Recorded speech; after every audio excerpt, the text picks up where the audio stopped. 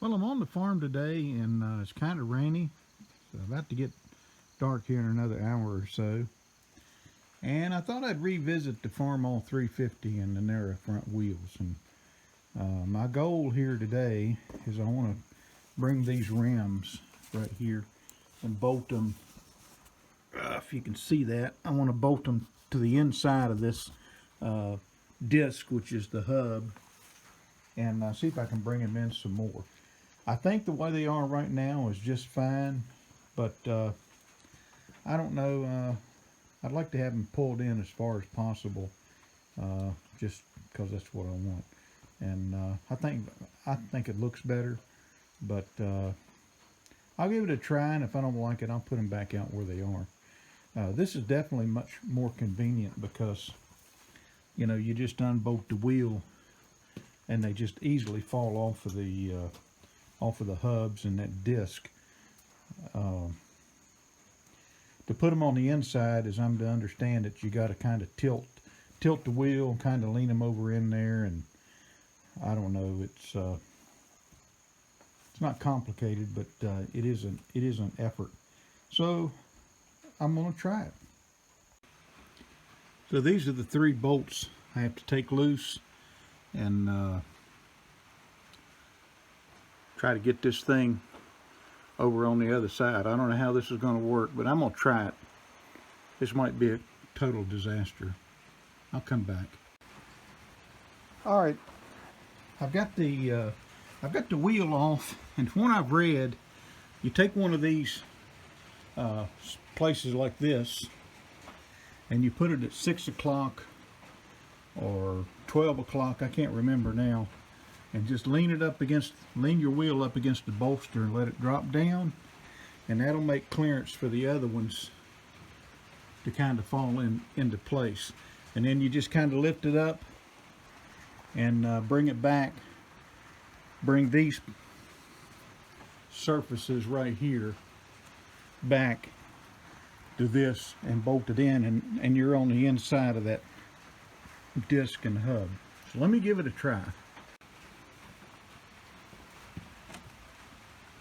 All right, so that worked. I was able to get it to the inside of the wheel.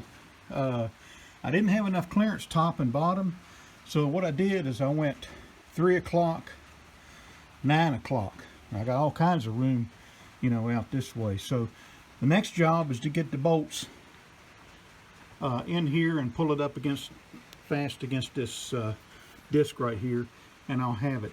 And I'm hoping this goes smoothly because I don't have a whole lot of daylight. I kind of want to get this done today, so I'll come back.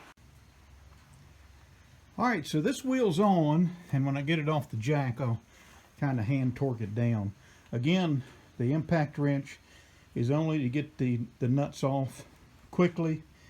They're not to torque the nuts onto the bolts. I always do that by hand. So what I'm gonna do now is pull this Farmall up and put my blocks under this wheel and try to move this one over. So this went pretty easy. Sometimes things don't go so easy on a farm, so I'm really got my fingers crossed and knocking on wood that this will go just as quick. So again, I'd like to get this done before it gets dark. All right, I got the tractor. I moved my 2x4s over to this side and backed the tractor up on it. So this wheel is off the ground, and I'm gonna try to get it moved in. I'll spare you the minute by minute taking the screws out. I'll just try to get it on there, and I'll come back. Before I get going though, one thing to notice,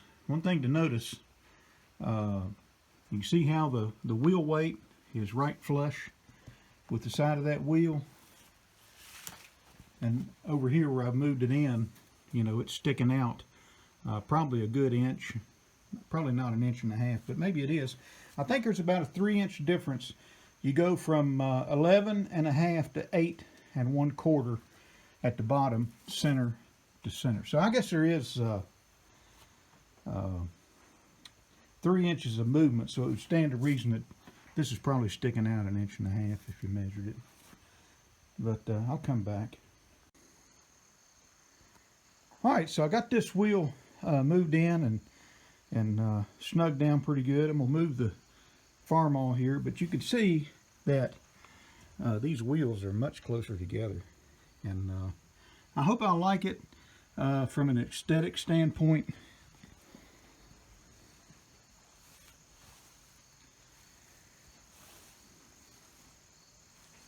You know, I think it looks more like a Farmall, but let me get it down on the ground and I'll come back.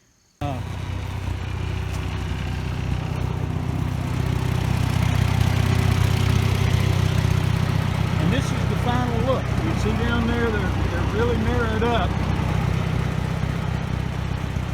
And as I move back, kind of that classic Farmall look compared to what I had when I bought the tractor.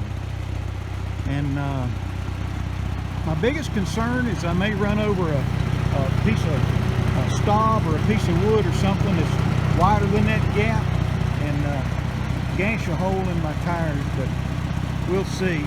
I also want to say another shout out to the PA grain farmer. I had put a question on his YouTube channel about he was widening out one of his Olivers for plowing because it would the dirt would kind of jam up between the wheels in the narrow position.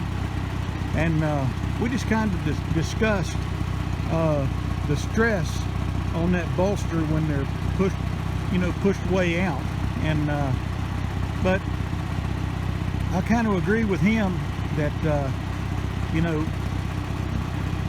it's probably designed for that amount of stress. You really don't read about broken spindles on these bolsters, or if you do, I haven't seen it yet. But I have read where they're really spread out, that on manual steering you hit a bump and those wheels want to do like that. And I've read about people breaking their wrist on the steering wheel, particularly if they have a steering knob. But I'm gonna give it a go like this. Maybe I'm taking a little stress off the bolster. This is a working tractor. I'm reluctant to do things like massive coat of paint and spend a pile of money in order to make it look better, like a classic Farmall. But this didn't cost me anything. It was an easy fix, and I like the looks of it better. We'll just see how it goes. My 756, they were pulled in like that. And I'd also went to the West Virginia State Fair, and I saw a Farmall H that had the wheels pulled in like that, and they had the wheel weights on it, because initially when I moved the wheels in, I thought you had to take the wheel weights off and do a bunch of other stuff. I didn't think that this rim would just fit right over top of that wheel the way it did. But again,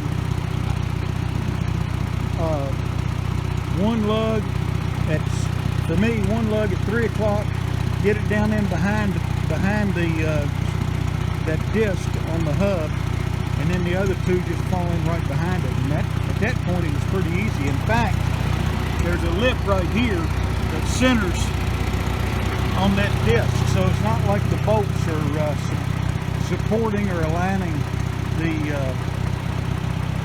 wheels.